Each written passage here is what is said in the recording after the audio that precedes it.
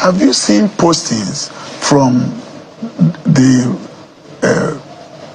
Fulanis who say they want to come and take over Nigeria?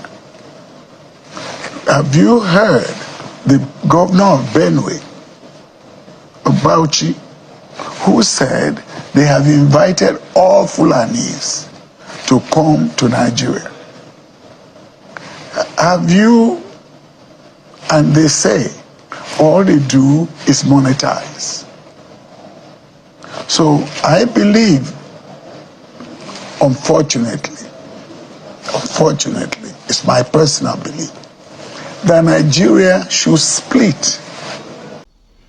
Good morning, everyone. Thanks for joining me in this video. June 2nd is today, the Monday, 2025. Today, let us dig into the question that has been trending on the Nigerian internet space, but a lot of people are not picking interest in it. And that is, why is Nigerian military operating Islamic schools of religious studies? Why are they building schools, sending military who are Muslims to go there to study, Islamic affairs and so on and so forth? That question is coming from challenging Nigeria, secular state, as people used to say. Right from time, I know and I believe that Nigeria cannot be a secular state because we cannot be put into, secularism in that manner. Now, for me to answer this question well, I have to dig deep into, is there truly Nigerian military school for Islamic studies? Yes, of course, they are. And their headquarters is in Lagos. So I contacted one of the military officers, a top-ranking military officer, who told me that it is not only the Nigerian Military of Islamic Affairs. That when Nigerian Military of Islamic Affairs was set up, that there were controversies. So they now have to build for Protestants, they now have to build for the Catholics. So I put forth some questions because the guy is my friend. The man is my friend, not a guy, a man. So I put forth some questions and I realized that other military schools for Catholic, have you ever heard about that? No. For Protestant, have you ever heard about that? No. They just put it there to defend the controversy of setting up Islamic School of Religious Studies. This is not good for you. This is not good for me.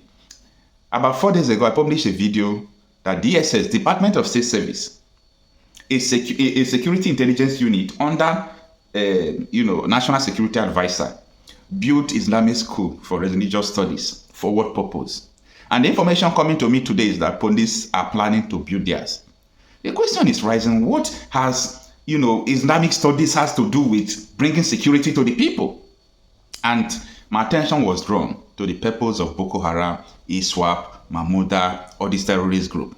Their purpose is to make sure that everyone study Islamic studies in Nigeria and to turn Nigeria to Islamic State. I hope you are not hearing it from me for the first time. By the way, Boko Haram means Western education is a sin. So their own pursuit now, that is why they did not find it difficult to call Boko Haram terrorists right from time. Buhari said the fight against terrorists is a fight against the North because this is a religious affairs. Sultan of Sokoto said fighting against Boko Haram militant, they call them militant, that is a fight against Islamic people. So these are the issues people are not seeing from far. Most Nigerians are myopic. They don't see far.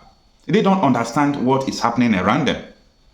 Now, in the midst of insecurity in Nigeria, I thought maybe our youth should be asking questions now.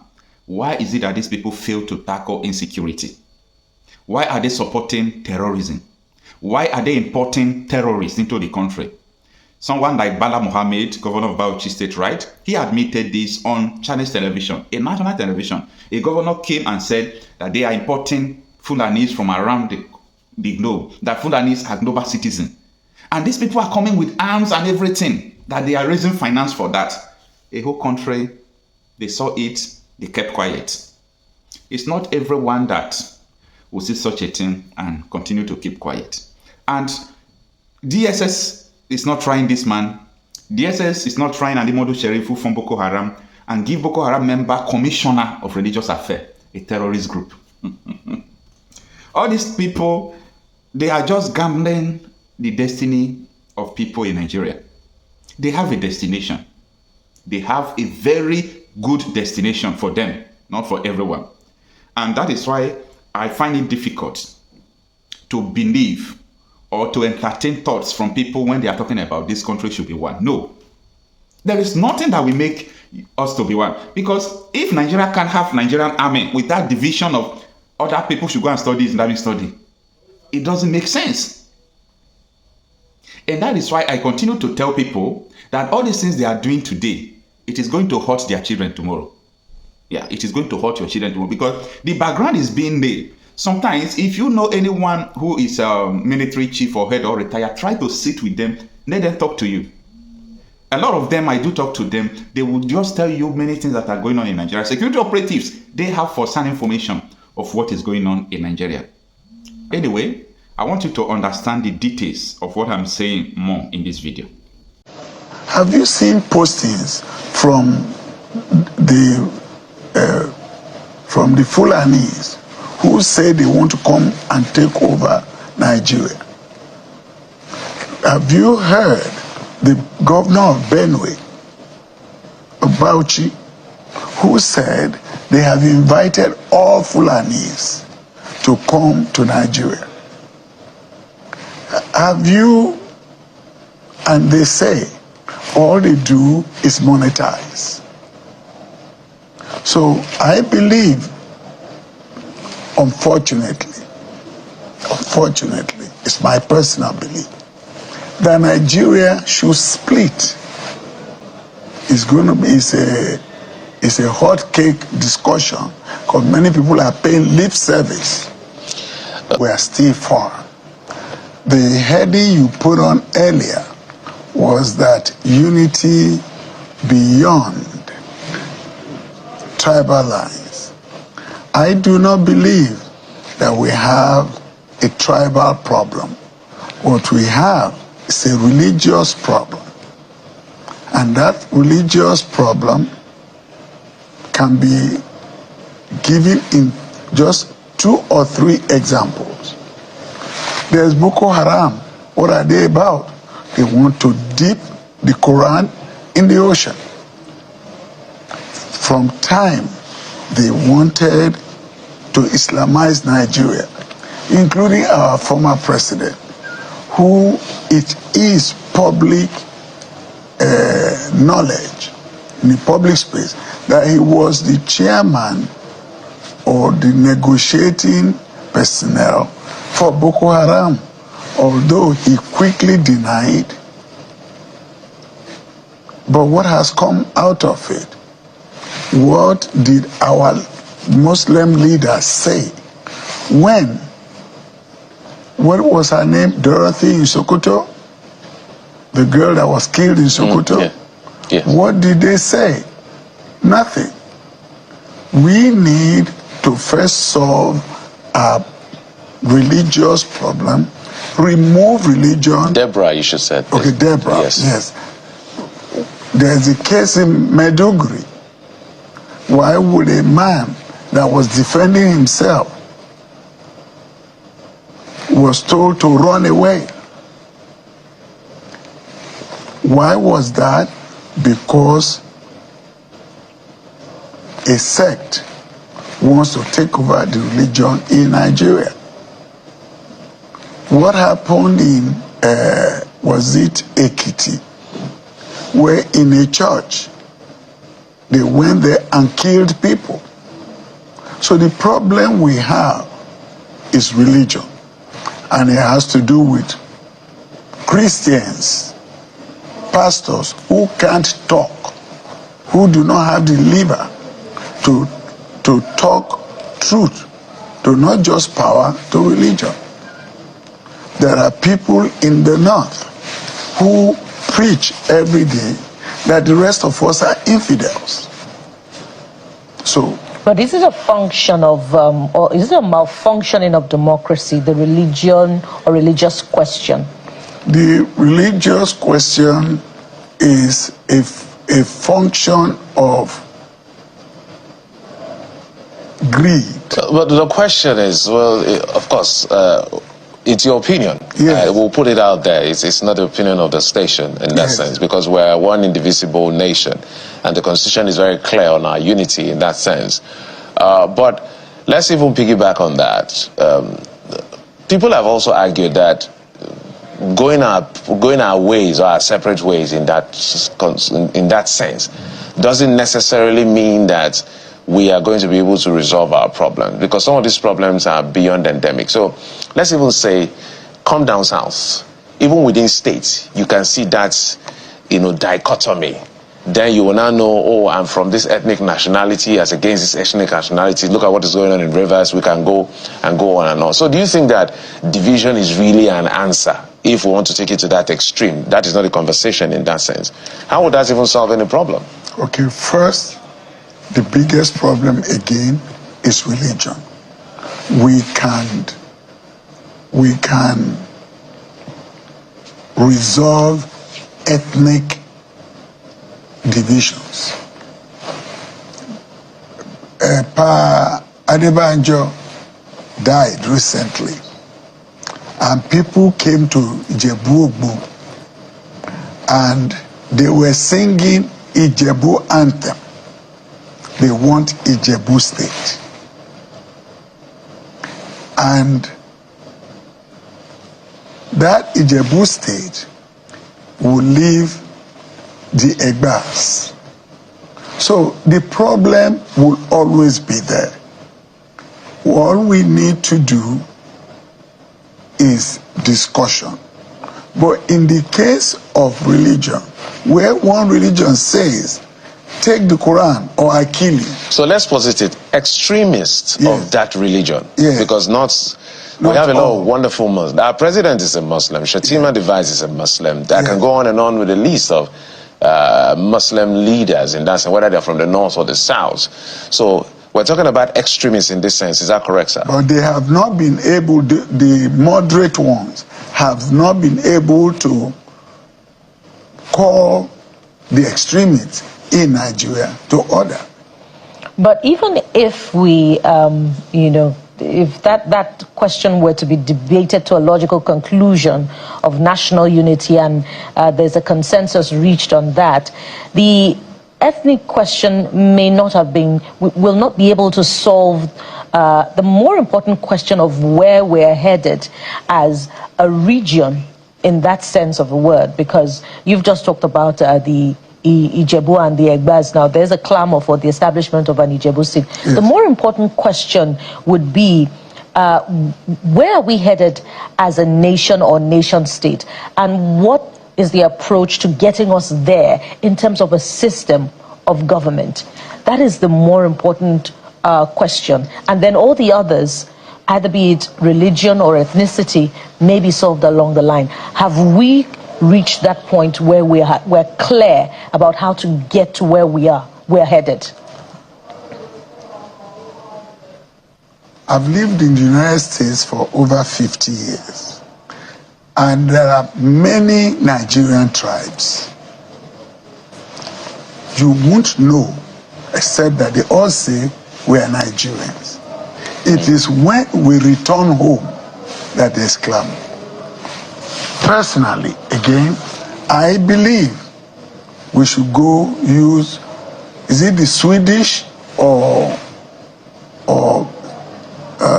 Switzerland, where all states are autonomous. If you look at the advantages of numbers, yes, we have defense. If the Southwest were to go on their own, their defense won't be like the Nigerian army. If the Southeast were to go alone, they may not get the same advantage of numbers and size from international relations. So my prescription is that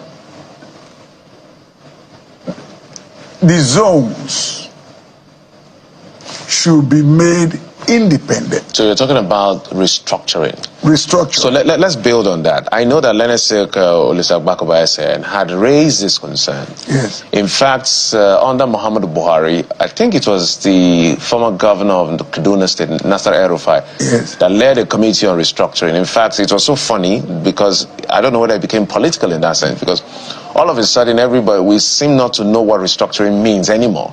everybody had a different version of what it means. So let's talk about restructuring as it was when we're in the regions. And so every zone controlling their resources. My question is, how far-reaching can that go? It can go very far.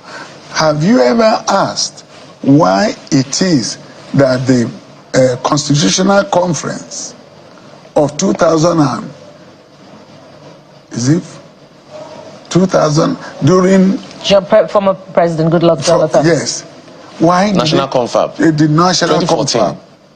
Even Olusegun was there. All of them still say it's the best that ever came out. Why has it been jettisoned till today? Bola Tinubu is our president. At the time, he probably supported the confab. Why is it? Again, it is my opinion that it has to do with religion.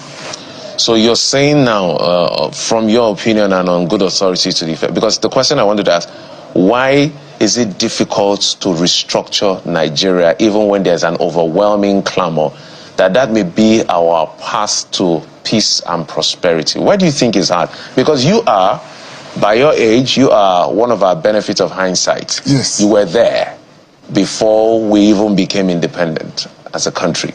So you saw it all. Yes. And you saw the good and the bad and the ugly. Yes. Why do you think it's hard for any president to be bold enough? This president is kind of bold because his reforms are bold.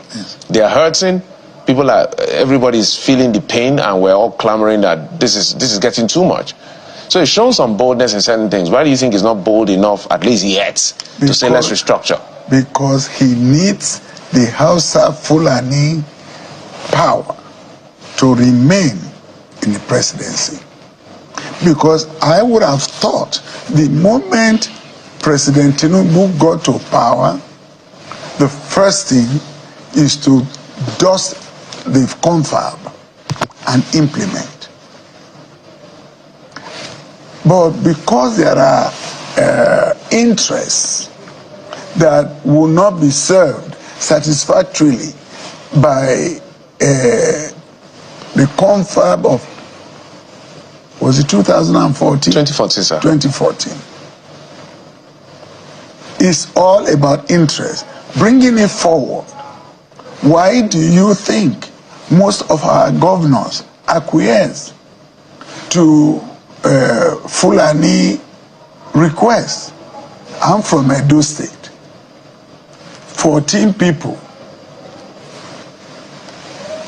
herdsmen they call them, were in Urumi, and they saw that they had arms. What did the governor do? He quickly put a team together, went to the north to appease them. It won't happen again. No one has ever talked about people who have been disenfranchised, killed on their farms. How many people have we seen go to court, prosecuted for killing people in the southwest, in the southeast? None. And it is open knowledge that all the people that were caught killing from the Fulani side were never prosecuted. The ones that were caught by the police were released by the police. So it's a bigger picture, and what continues to ring in my head is the fact that when I was growing up, I heard of Uthman Danfodio and his followers insisting that it may take 200 years, but they must dip the Quran in the ocean. Well, so in your own view, we're in a catch-22 situation. Yes. So what would it take, to break the ice, so to speak?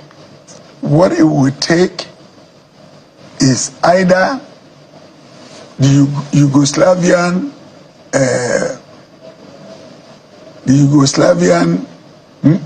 system, Yugoslavia, what's the name? Czechoslovakia, there's the Czech Republic. Nobody died. Well, it sounds like a long walk to freedom. I must always posit that we have very great Fulani people, yes, very great Hausa people. So I want to say that I'm sure you're referring to the extremists, yes, who have given a bad name, just like we have extremists across everywhere around our country. But let's talk about something as we begin to wind down, and that has to do with, someone said, and I don't know whether you agree, so I'm asking you, do you agree, and what do you make of the statement? They said the way the colonial masters, again, we're going back to, let's not blame our colonial masters, but programming is a strong thing. They said the colonial masters, the way the Nigeria is designed to constantly be unstable but will never fall. Does that hit you? Yes, I agree that even the Americans came to the north to ensure that a particular sect is in control of Nigeria. So I agree that there are Western unseen hands in the way Nigeria is run, just like in Burkina Faso, who is fighting to make sure that Westerners does not derail them from progressing. And so as we move forward, the Afenifere, recently had a memorial lecture before the burial, yes, of the late elder statesman, and, proposed some form of reforms through a study of what the late elder statesman himself, nationalist Obafemi Awolowo, had concluded to be the way forward, of how Nigeria, as a heterogeneous nation, can be governed. What do you propose to be, the approach to get this document through, for a buy-in, to secure a buy-in of the National Assembly as a way forward? There's a problem. That problem has become a major obstacle. And that problem is Babangida left government. He dribbled everybody. Then Abdul Salam came in, opened the road to politicking. Nobody believed him. So what you have are criminals, because the original politicians who wanted to bring Nigeria forward were afraid of wasting their money, losing their money in politics. So the only people who came in right after, who responded to Abdul Salam's call were 419ers, cocaine pushers. Well, seriously. And so even Ayim said it, that in his Senate, that a preponderance of the senators in that, was it the 8th Senate or 7th Senate, were criminals. Those are very weighty words, sir. That is what... Those are elected representatives who had served Nigeria at a particular point in time. We wish... Okay, just land on your thought. Those of them are not here. Yeah. Because those are weighty allegations that need to be substantiated. It has been said in the open. You've never heard it? We're listening to you, sir. You've heard that most of our